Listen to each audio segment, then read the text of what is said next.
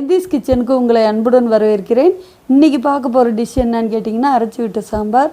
அது எப்படி செய்யுதுன்னு பார்க்கலாம் வாங்க. அதுக்கு முன்னாடி நம்ம சேனலை சப்ஸ்கிரைப் பண்ணிக்கோங்க, பக்கத்தில் இருக்கிற பெல் பட்டன் அழுத்திக்கோங்க.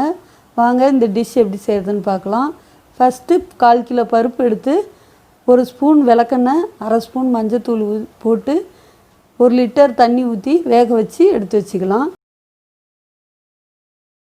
கடாயை அடுப்பில் வச்சு 1 ஸ்பூன் ஆயில் விட்டுக்கலாங்க. 1 ஸ்பூன் தனியா போட்டுக்கலாம். 1/2 ஸ்பூன் வெந்தயம் போட்டுக்கலாம். வரமிளகா ஒரு 5 போட்டுக்கலாம். ஜீரகம் 1 ஸ்பூனு போட்டு வறுத்து எடுத்து வச்சுக்கலாம்.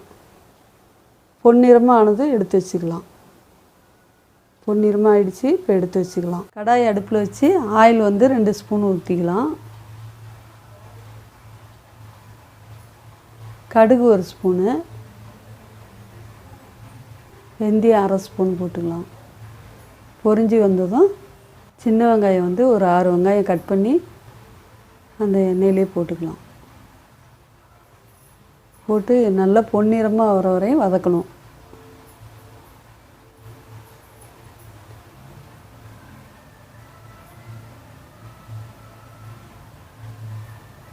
பொன்னிறமாகிடுச்சிங்க. இப்போ இந்த ஸ்டேஜில் 2 பெரிய தக்காளியை கட் பண்ணி அதில் போட்டுக்கலாம்.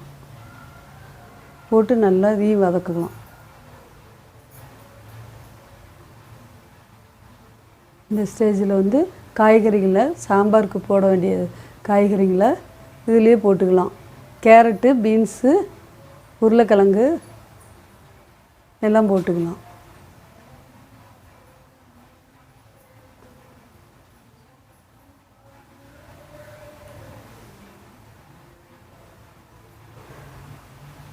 போட்டு இந்த எண்ணெயிலேயே நல்லா ஒரு 2 நிமிஷம் நல்லா வதக்கலாங்க.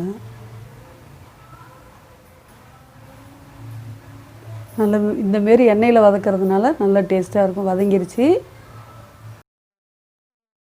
சின்ன வெங்காயம் ஒரு 10 வெங்காயம் உரித்து அதிலே போட்டுக்கலாம். பூண்டு ஒரு 6 பல் உரித்து அதிலே போட்டுக்கலாம். ஒரு மாங்காய் பெரிய சைஸ் மாங்காய் கட் பண்ணி அதிலே போட்டுக்கலாம்.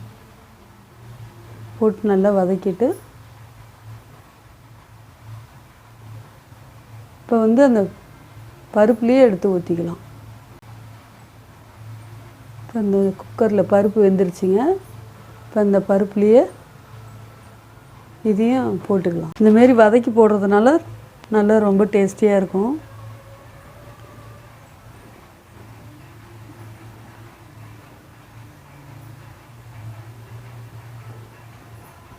நல்லா கிளறி விட்டு தண்ணி தேவையான அளவு அதில் ஊற்றிக்கலாம்.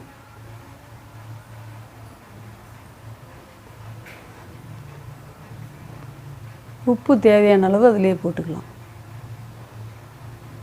போட்டு நல்லா கிளறி விட்டு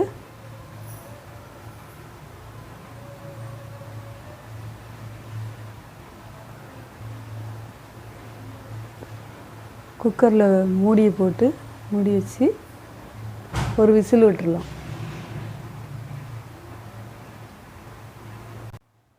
குக்கர் விசில் வர்றதுக்குள்ளே நம்ம அரைக்க வேண்டிய பொருள்லாம் தேங்காய், இந்த கொத்தமல்லி இதெல்லாம் வறுத்து வச்சுருக்கோம்ல, மிளகா எல்லாம் அதெல்லாம் போட்டு மிக்சியில் ஜாரில் போட்டு அரைச்சிக்கலாம் நல்லா நைஸாக.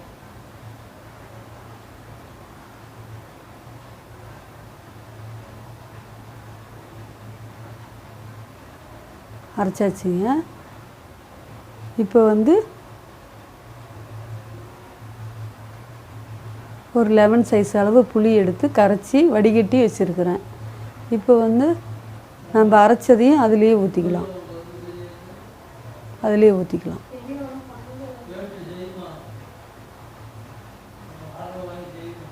மல்லித்தூள் 1 ஸ்பூனு, மிளகாத்தூள் 1 ஸ்பூனு, கடையில் வாங்கின சாம்பார் பொடி 1 ஸ்பூனு,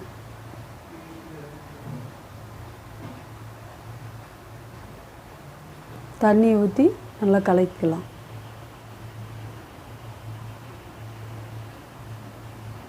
நல்லா கலக்கி விட்டு நல்லா கட்டி இல்லாமல் கலக்கி விட்டு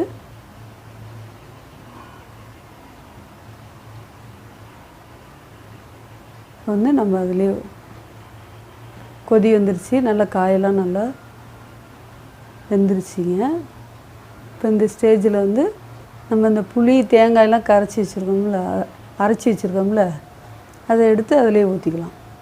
புளி தேங்காய் எல்லாம் அரைச்சி வச்சதை இதில் ஊற்றிக்கலாம். போட்டு நல்லா கொதி வரட்டும்.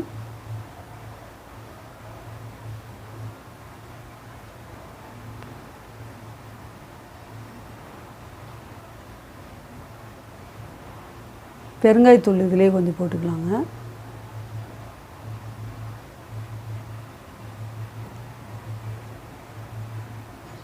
நல்லா கொதி வந்ததும் சர்க்கரை ஒரு ஸ்பூன் போட்டு இறக்கிட வேண்டியது தான். குழம்பு ரெடி ஆகிடுச்சு. நம்ம வீடியோ பிடிச்சிருந்தா லைக் பண்ணுங்கள், ஷேர் பண்ணுங்கள், கமெண்ட் பண்ணுங்கள். Okay, thank you.